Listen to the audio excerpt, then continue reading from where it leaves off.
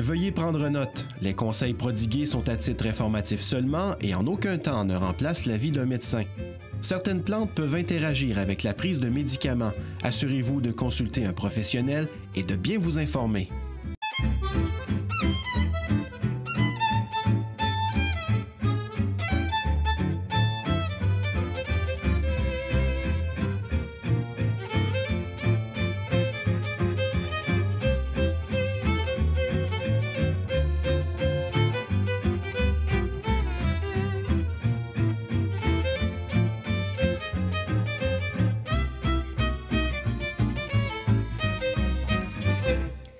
C'est vraiment des mouvements simples. Mais ça n'a oui. pas besoin d'être compliqué. En fait, l'idée, c'est vraiment de porter attention. Puis là, on va parler des épices aussi, hein, qui Oui. peuvent stimuler le feu digestif. Les épices et les plantes, hein, dans le fond, que ce soit des écorces ou que ce soit des feuilles ou que ce soit des graines, les épices ont beaucoup de potentiel pour aller stimuler la digestion. Simplement, le citron, on le sait, le citron nettoie, va aller stimuler la digestion. Un verre d'eau avec du citron, déjà là, on part le feu. Mais ça, évidemment, c'est pas considéré comme une épice, mais c'est la première étape le matin. Oui, exactement. Okay. Ça peut être toute la journée. Ça peut être toute la journée aussi. Ça dépend comment le corps réagit. L'autre, le clou de girofle, le poivre noir, la cannelle. La cannelle est excellent pour stimuler la digestion et même, dans certaines études, pour rebalancer la glycémie. Ah oui? Oui, c'est une belle plante, c'est une écorce. Alors, on peut en prendre tranquillement. Mais tu le prends comment? Directement un bâton dans la tisane, dans une eau chaude. Okay. Et après ça, je l'enlève parce qu'elle va continuer toujours à diffuser. Okay. Ça devient très concentré. Il faut avoir conscience aussi que si les gens prennent des médicaments qui sont anticoagulants, la cannelle peut interagir. Comme le coumadin. Comme le coumadin, exactement. Ça, il faut faire attention. Okay. Mais bref, la cannelle, le fenouil. Le fenouil, qui est une plante qui est à l'épicerie, qui est un bulbe qui ressemble un petit peu avec des branches de céleri accrochées. Ça ressemble à ça, mais ça, c'est pas du fenouil. Non, ça, c'est de la nette. Mais le fenouil est vraiment très, très, très stimulant digestif et est excellent pour réduire les gaz. Alors, si on peut... Puis on peut prendre en tisane. Oui? Ben oui. Pas seulement en légumes, là, pas cuisinés. Exact. On peut prendre une tranche, une tige de fenouil, couler l'eau chaude dessus, puis prendre une tisane de fenouil. Alors, les gens Et le bulbe, est-ce que c'est aussi bon que la feuille? C'est excellent. Et le bulbe, vraiment, c'est pour dans les sautés de légumes, c'est bon. Ça goûte un petit peu la réglisse noire, mais très, très doux. Hein. C'est pas... Ça goûte le pastis. Ça pousse... C'est vrai, c'est vrai. Donc, c'est un beau légume, une belle plante à incorporer. Les feuilles de laurier aussi ont le potentiel de réduire les gaz, de stimuler la digestion. Moi, des feuilles de laurier, j'ai aucune idée dans quoi on met ça à part à la sauce à spaghetti. Mais Patrick, dans sa prochaine recette, il en a mis. Il a fait exprès. Il est allé chercher des plantes qui vont aller stimuler la digestion. Donc, dans la tagine, on va voir... OK, mais on peut mettre une feuille de laurier, je présume, aussi dans la tisane. C'est mieux quand même de le faire dans une grande quantité parce qu'il ne faut pas que ce soit trop concentré nécessairement. Fait que dans un grand... On a le poivre noir. Oui. Poivre noir qui est excellent. Le poivre noir, c'est vraiment notre nouveau meilleur ami. Vraiment. Puis oui, ça peut être un petit peu acidifiant parce qu'il y a des gens qui m'écrivent puis ils me disent, bien, Christine, moi, je me suis fait dire que c'était acide, le poivre. À la quantité qu'on met, les bienfaits sont plus grands, en tout cas, selon mon opinion, encore une fois, mais les bienfaits sont plus grands que le potentiel acidifiant. Fait que le poivre, lui, avec le curcuma, il faut les mettre ensemble toujours. Il va augmenter l'assimilation de toutes les vitamines qu'on prend. C'est vrai? Oui. Et dans le mélange d'épices, puis quand on parle en épices, France, souvent on dit, bien, épices piquants, épices pas piquants. Ça n'a pas besoin d'être piquant. Épicé et piquant, c'est pas la même chose. Non, hein? Ça peut être très goûteux sans être piquant. Puis les fines herbes, c'est des épices qui vont ajouter du goût. Puis c'est vraiment des plantes médicinales qui, traditionnellement, étaient utilisées pour soigner. Ouais. Alors, il faut se ramener ça comme idée aussi. Plantes médicinales, donc la menthe, c'est excellent. Le basilic, c'est excellent aussi pour stimuler la digestion. Puis il y a des mélanges d'épices aussi, hein? Il y a des mélanges d'épices. Le garam masala, qui est un mélange indien, lui, là, c'est vraiment un mélange incroyable. Il y a des graines de moutarde à l'intérieur, qui est excellent pour le kapha, donc la stagnation. Excellent graines de moutarde. Il y a du fenugrec dans le garam masala. Il y a du fenouil. Il y a des graines de céleri.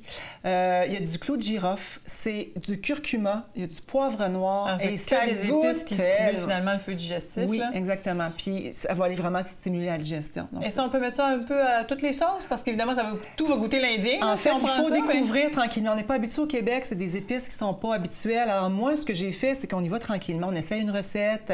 Comme là, moi, j'en mets entre autres dans mes salades, soit de quinoa. Et c'est délicieux. C'est délicieux. Alors, il faut goûter en premier. Puis il ne faut pas avoir peur d'oser un petit peu. C'est ça. Tantôt, France... D'essayer les choses. D'essayer, exactement. Ouais. Tantôt, on a parlé, en début d'émission, on a parlé de la digestion et de l'inflammation. Oui, il faut comprendre. En fait, moi, ce que je comprends, c'est que oui, si tu stimules ton feu digestif, ça va diminuer l'inflammation. Mais comment ça fonctionne exactement là, dans le corps? En fait, c'est vraiment simplifié, mais c'est plus le foyer est plein de bois chaud et de braise, notre foyer intérieur, plus il est capable de transmuter, de transformer les aliments qu'il ingère et rejeter ce qui ne sert plus. Résidus de pesticides, résidus cellulaires, parce que il y a une racine commune à toutes les maladies. Toutes les maladies, obésité, maladies cardiovasculaires, Alzheimer, diabète, aussi. Exactement. Et la racine commune de tout ça, c'est l'inflammation. Mais comment ça fonctionne dans le corps? Qu'est-ce qui provoque l'inflammation? En fait, l'inflammation, c'est une réaction normale du corps. Hein? On dit si on n'avait pas d'inflammation, on ne pourrait pas se défendre. Donc, le corps se défend contre des agresseurs.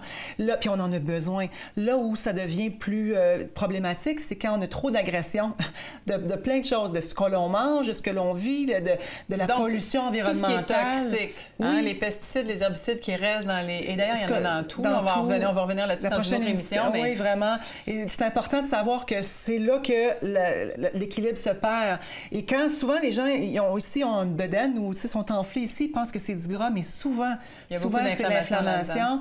Et l'inflammation, c'est pour aller aussi, on en a parlé un petit peu, hein? Il y a comme une expression qui dit la solution à la pollution intérieure, c'est la dilution, donc l'enflure. Le corps va aller enfler pour aller se protéger puis aller diluer la concentration de pesticides à l'intérieur. Donc, quand on a un feu digestif extrêmement potentialisé, donc qui fonctionne à plein, bien, on va réduire ça et on va vraiment aider à l'élimination. Donc, fibromyalgie, arthrite, arthrose, tout ça, on va aider le corps doucement à éliminer. Et si on revient à la base, ce n'est qu'un problème de digestion. Tu sais que moi, j'ai déjà fait un jeûne très contrôlé, là, puis je ne voudrais pas rentrer dans les détails, mais ce jeûne-là m'a permis d'éliminer justement un paquet de résidus qu'il y avait à l'intérieur de mon corps. Et dans l'espace d'une semaine, j'ai arrêté d'être allergique. Je suis allergique à tout, je ne l'étais plus au bout d'une semaine. Et c'est là qu'on voit l'importance d'aller nettoyer, comme on a parlé de purifier, d'éliminer, de boire de l'eau, de s'automasser avec des huiles qui vont aller aider à éliminer, à aller nettoyer le nez. Et c'est des petits détails, mais ça va vraiment aider